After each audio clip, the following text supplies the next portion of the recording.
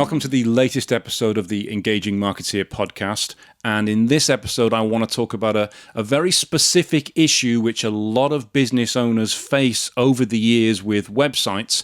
And most web designers don't have a clue how to fix it because they don't really understand the relationship between emails and websites and how websites actually process the emails. Now, I think it's important, first of all, to tell a little story, a little parable, a little business story that you probably have heard. So please don't stop me if you've heard it. It's the kind of thing that gets told a lot on social media. It's being shared quite a lot on memes. It's being shared quite a lot on sort of Facebook, Twitter, Instagram, and LinkedIn, that kind of thing. And its origin is probably very old and probably very, very untrue. But it does have an important meaning. So the story goes something like this. There's a ship in a dock, and the owners of the ship are panicking because the ship has a leak. And the water's coming into the ship, and the ship is starting to sink. And they've been looking around the bowels of the ship. They've been in the stern. They've been in the bow. Because, I know nautical terms. My dad used to be in the Merchant Navy. Little check there. They're looking around the ship, and they can't find where the water's coming in. They don't know how to stop the leak, and they're risking losing a multi-million pound ship that's gonna sink into the middle of the harbour. And they bring in an expert, a ship engineer. And the ship engineer comes in, he's got his tool belt on him, and he walks around the insides of the ship. He goes from the bow, he goes to the stern, he has a look around at all the different panels on the side of the ship, and then suddenly he stops, and he pulls out a nail. And he puts the nail up to the side of the ship, and he hammers the nail into the ship and stops the leak. The leak stops dead. The water is no longer coming in. He has saved the ship. So the owners of the ship, they're obviously delighted by this. This is brilliant. You've saved our ship. You've saved us. This ship's sinking into the dock. You've been amazing. How can we ever repay you? And the ship engineer hands them a bill for £30,000. And they're furious. They're like, what the hell is this? Why are you giving me a bill for £30,000? All you did was hammer a nail into the side. Anyone could have done that. We could have done that.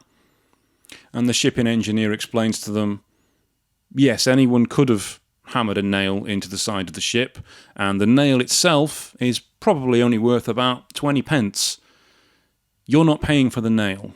You're not paying for a man to hammer the nail in. You're paying for the years and years of training and experience and knowledge to know where to hammer the nail. That is what you are paying for. That is why I have saved your ship from sinking and saved you millions of pounds. That is what that £30,000 bill is for. And that's a parable that goes around social media quite a lot, about how you should be charging your services for what they're worth, for the training and the experience and the knowledge that you've got, not for what somebody thinks your time is worth. And the reason I mention that parable is because almost an identical thing happened to me earlier this week. Except there wasn't a ship involved, and there wasn't a nail involved, and there wasn't any kind of manual labour, because I don't do that, and there wasn't the risk of anything sinking. So it was quite different, actually, to what I've just described. But the idea was similar. See, I was speaking to the owner of a business, and it's a pretty well-known business, certainly around these parts. If I mentioned the name to you, you undoubtedly would have heard of it. You undoubtedly would have heard of it. It's a very well-known business. And they've got a website, as you'd expect. They've got a website that they've had for many years, and it's looked after by a particular guy who designed and built the website, but he doesn't really look after it because most web designers don't do that. When you get a website designed by somebody, they design the website, and then they don't want to know. They don't want to know. And the website is hosted on a particular server with a hosting company. And this website was moved to this new hosting company, they said, about 3 months ago. And ever since this website was moved to this new hosting company, they have not received a single email through it. They haven't received a single email through the website since it's moved, and they don't know why. And they think, well, it can't be a coincidence, can it? It can't be a coincidence that they moved the website to a new host and suddenly all the emails through the website stopped. No, it's not a coincidence. No.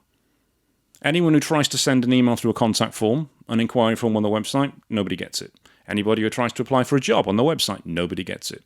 Nothing's working.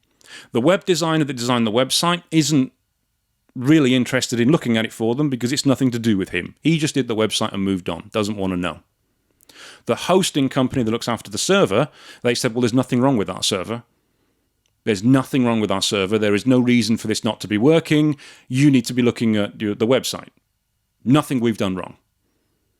So they don't know what to do because the web designer doesn't want to know. The hosting company says there's nothing wrong. What do you do?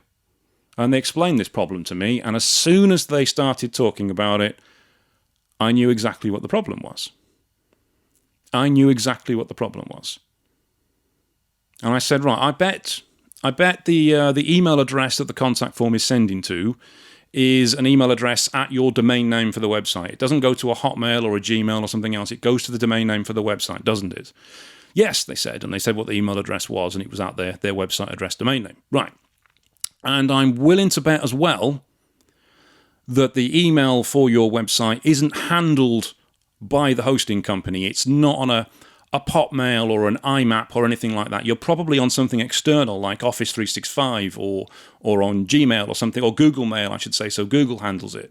They said, yes, we're on Office 365. Okay, so Microsoft Office 365. Right, okay. Yeah, I thought as much. I know exactly what the problem is. Instantly. It's because when the web designer has moved the website across to this new hosting environment, I should specify that this website is WordPress. It's a WordPress website. When the web designer has moved it across to this new hosting environment, he hasn't set up the email routing on the cPanel properly. Because most web designers do not understand cPanel. They just design websites. They make pretty looking websites. They're good at design. They're good at creative. Some of them are good at coding and developing and style sheets. Not all of them. Some of them are. But the vast majority of them haven't got a clue about a server setup. Why would they? It's a different skill. It's an IT skill.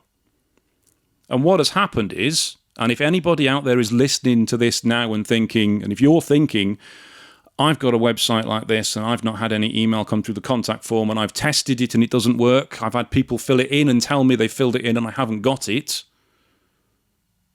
This is what you do. This is how you fix it. Log into the cPanel for your website. Chances are it's your website, yourwebsite.com or yourwebsite.co.uk/cPanel, CPANEL. And you'll get to a login screen. Log in there. Or get your web designer or your server host to do it for you. Log in there and then click on the link for email routing. Email routing. And that's the function within cPanel that tells the server what to do with email. If an email is sent in the server, where does it go? And you've got three options in there. I think it's local, remote, or automatic. Now, local is what this company had, and what most web designers tend to leave it on because they don't know to change it. Local is telling the website server any email sent to this domain name. If it was our website, engageweb.co.uk, it would be, say, info@engageweb.co.uk. Any email sent through here, through a contact form, through this website, anything processed by a script on this website, try to deliver it locally within the server. And that's what it's trying to do. However, they're not on that. They're on Office 365, which means the email sent locally by the website needs to leave the server, but it's not being allowed to do so. What they need to do is switch it to remote, which is saying, don't try and deliver that email locally, let it go, let it out into the internet so that it can go where it needs to go, and then Microsoft Office 365 can pick it up and it'll land in their inbox.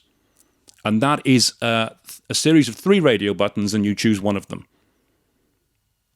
And I said, what's happened there is yours is set to local. All you need to do is log in, click remote, click update, your problem will be solved.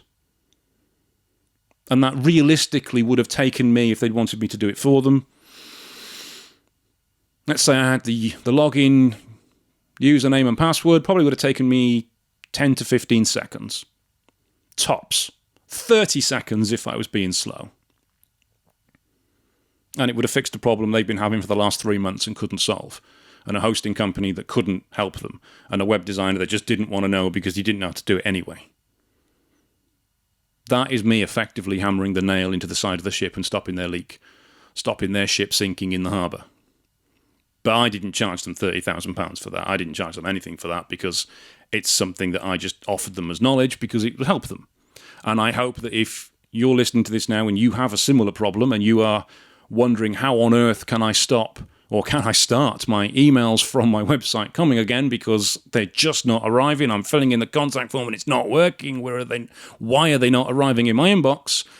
That is almost certainly the reason why.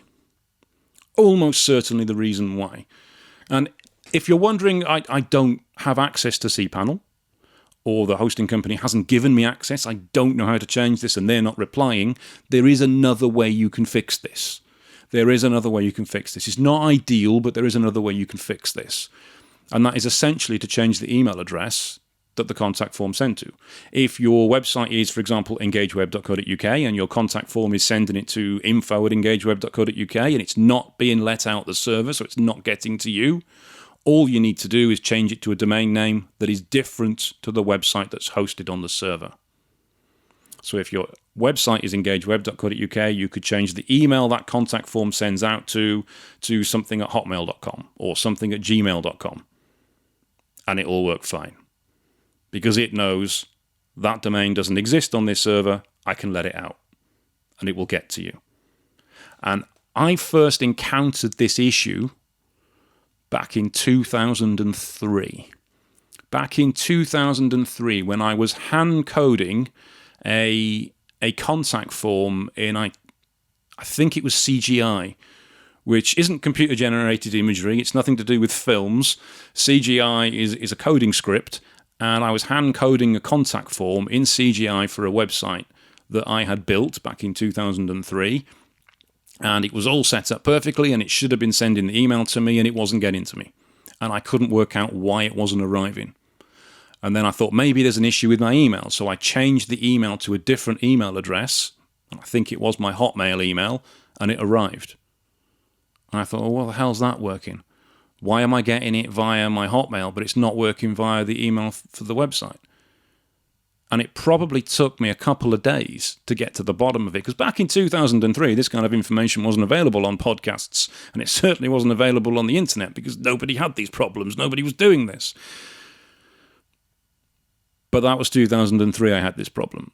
And every time I hear this from a client now, we've got a website, it's been moved to a new server, well, the web designer's designed our new website, the emails are not getting to us from the contact form, and we don't know why, and the web designer doesn't know why, and the hosting company says there's nothing wrong.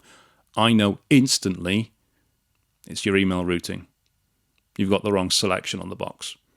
You've got local when you should have remote. It's that simple. It's that simple. So I hope this has been useful for you. If it hasn't been useful for you, then apologies for that.